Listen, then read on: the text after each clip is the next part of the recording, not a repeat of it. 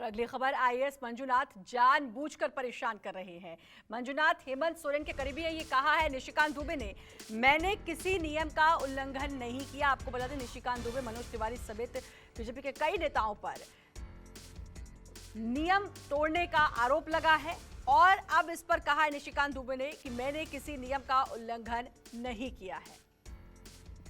निशिकांत दुबे जी हमारे साथ हैं। निशिकांत जी, आप लोग अंकिता के परिवार से मिलने गए थे, आप थे, मनोज तिवारी थे और भी कुछ लोग गए थे।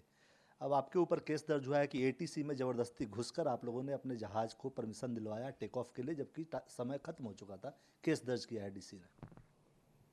ये डीसी कौन होता है केस दर्ज करने वाला?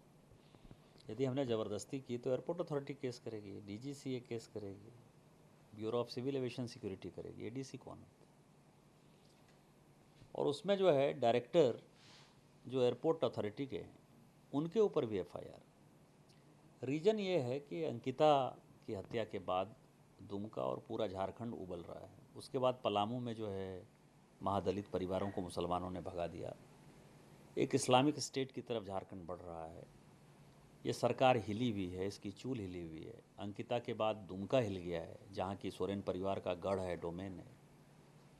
अपने विधायकों पर कंट्रोल नहीं है, लेके भाग रहे हैं, चार्टर प्लेन से जो है उनको घुमा रहे हैं, उनका पैसा दे रहे हैं। इस स्थिति में हेमंत सोरेन की बौखलाहट जो है साफ दिखाई देती है। ये मंजूनाथ भजंत्री कौन होता है जो मेरे ऊपर केस करेगा? ये डीएसपी की क्या हैसियत? 6 महीने के बाद तो ये रिटायर होने वाला है। इसको पेंशन बंद होने की धमकी दी गई।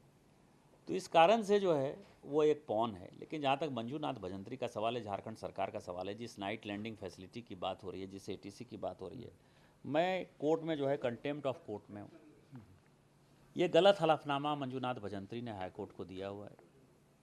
ये 15 तारीख को उसकी सुनवाई है। नाइट लैंडिंग हर हालत में हाई कोर्ट का आदेश है कि अक्टूबर में जारी करना है, चालू करना है।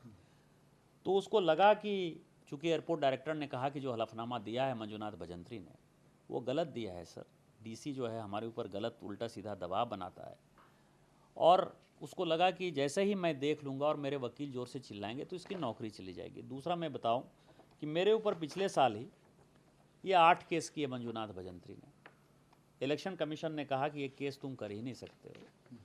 6 दिसंबर 2021 को उसको हटाने का जो है आदेश इलेक्शन कमीशन ने दे दिया। आज तक वो जमा हुआ है। उसी के एवज में अभी वोटर लिस्ट का रिवीजन चल रहा है। जो इलेक्शन कमिश्नर है, इलेक्शन अफसर यहाँ वहाँ के हैं, उन्होंने चीफ सेक्रेटरी को जाके कहा कि आप 8 नवंबर के बाद इसको कंटिन्यू नहीं कर सकते हैं। तो इसकी जो बौखलाहट है, चोर आदमी है, करप्ट आदमी है, भ्रष्टाचारी है। तो ये सारे मुद्दे ऐसे थे कि उसमें मुख्यमंत्री का चूल हिलता हुआ नजर आया। मुख्यमंत्री को लगा कि यही है, तुम तो मर रहे हो, तुमको तो निशिकांत दुबे मार रहा है, एक आदमी रिटायर हो रहा है। 3 सबों को पौन बना के ये 37वां केस है जो पिछले 2 साल में हुआ। मैं इस केस का स्वागत करता हूँ, लेकिन इस झारखंड को इस्लामीकरण की तरफ नहीं बढ़ने देंगे, चोरी चकारी नहीं होने देंगे। अंकिता को न्याय मिलेगा और महादलितों को ज़मीन मिलेगा, ये मेरा वादा है। और भारतीय जनता पार्टी इसके लिए लड़ाई करती रहेगी। भारतीय जनता पार्टी के कल प्रदेश अध्यक्ष भी गए थे पलामू। भारतीय जनता पार्टी के प्रदेश अध्यक्ष बाबूलाल मरांडी जी और हम सभी कार्यकर्ता उन दोनों के नेतृत्व में इस सोरेन परिवार को जब तक भगा नहीं देंगे राजपक्षे परिवार की तरफ, तब तक चैन की सांस नहीं लेंगे। ये आरोप टाइमिंग को लेकर लगा रहे हैं कि 6-5 के बाद नहीं उड़ सकते थे, आपने 6-17 में आपने उड़ान भरी। ये इसमें क्या है, ये कुछ सच्चाई है? ये तो वास्तविकता है ना कि 6-17 में उड़े। यदि गलती किया होता तो पायलट का लाइसेंस कैंसिल हो जाता ना। उन लोगों को एविएशन का जो है कोई सिक्योरिटी का, नियम का, कानून का कोई जानकारी नहीं। यदि कोई भी गलती करता तो सबसे पहले मुझे कोई कुछ नहीं होता, पायलट को जो है सज़ा हो जाती, पायलट का लाइसेंस कैंसिल हो जाता। तो जब उड़ा होगा तो वो नियम कानून कायदे से उड़ा होगा ना। उन लोगों को नियम कानून कायदे का कुछ पता नहीं। सीसीटीवी फुटेज भी जारी किया गया है और उसमें क्या आप, चूंकि डायरेक्टर हैं आप वहाँ, तो क्या आपको अधिकार है कि आप एटीसी में जा सकते हैं? जो आरोप लगा, क्या वो वहाँ एयरपोर्ट डायरेक्टर था ना, एयरपोर्ट डायरेक्टर ने बुलाया और इसी कंटेम्प्ट के लिए जो है मुझे जाना था। मुझे तो दिखाना था ना उसको। और मैं चूंकि नंगे पाँव जा रहा था, सीसीटीवी में दिखाई दे रहा है, तो जूते चप्पल लेके मेरे दोनों बेटे जा रहे हैं कि पापा पान लीजिए, पापा पान लीजिए। मैं उनके बात को अनसुना कर रहा हूँ। इसमें कौन सा बात है? कोई बेटा जो है अपने बाप को जूता चप्पल पहनाने के लिए नहीं जाएगा क्या? इसमें कौन सा बात हो गया? एक और सवाल है, सरकार को लेकर जो बात हो रही है, क्या चूंकि हेमंत सोरेन की सदस्यता जाने वाली है, लगातार ऐसी खबर आ रही है, अभी फैसला नहीं हो पाया है, आपने कहा था अगस्त पार नहीं होगा, हो गया है, तो कहीं उस बौखलाहट से ये सब हो रहा है कि आप ये कहना चाहते हैं? ये बौखलाहट तो दिखाई दे रही है ना, खासकर अंकिता के बाद ये चीज़ें ज़्यादा फ्लेयर अप हो गई हैं। कि जिस दुमका के वो बादशाह थे उस दुमका में ही उनकी चूल हिल गई है। तो ये बौखलाहट बहुत ज़्यादा है, इन चीज़ों से फ़र्क नहीं पड़ता, केस से बहुत ज़्यादा फ़र्क नहीं पड़ता। आपका नाम लेकर एक विधायक छत्तीसगढ़ में जो थे वो कह रहे थे कि बीजेपी वाले झोला लेकर विधायक खरीदते हैं, और जैसा कि आपने पूछा था कि रायपुर में पैसा कौन दे रहा है होटल का, वो पूछ रहे हैं कि गुवाहाटी में कौन दिया था। गुवाहाटी में एकनाथ शिंदे ने दिया था, उनको पता नहीं कि एकनाथ शिंदे के पास बहुत पैसे।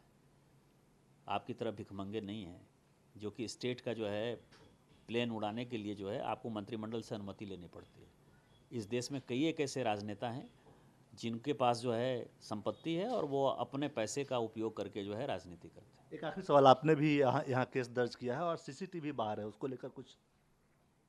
एयरपोर्ट अथॉरिटी आज करेगी ना, उसी डीसी के ऊपर करेगी केस। शुक्रिया आपका। कैमरामैन साहिल के साथ कुमार गौरव, न्यूज़ 24 दिल्ली। नमस्कार, मैं हूं मानक गुप्ता। अगर आपको हमारा ये वीडियो पसंद आया हो तो इसे लाइक और शेयर जरूर करें, और हाँ, हमें सब्सक्राइब और फॉलो करना ना भूलें ताकि आप देश और दुनिया की कोई खबर मिस ना करें। तो जुड़े रहिए हमारे साथ और देखते रहिए न्यूज़ 24।